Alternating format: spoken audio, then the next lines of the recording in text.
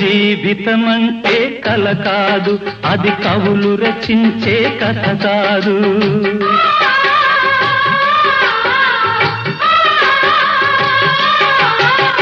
జీవితమంటే కల కాదు, అది కవులు రచించే కథ కాదు.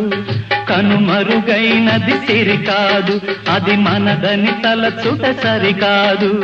కుడి ఎడమైతే పొరపాటు లేదను నానుడి సత్యం కాదు, ఇది అందరికి అర్థం కాదు.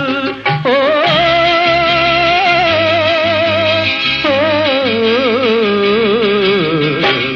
వేగు చుక్క మొలిచింది, వేకువ పొడ చూపింది.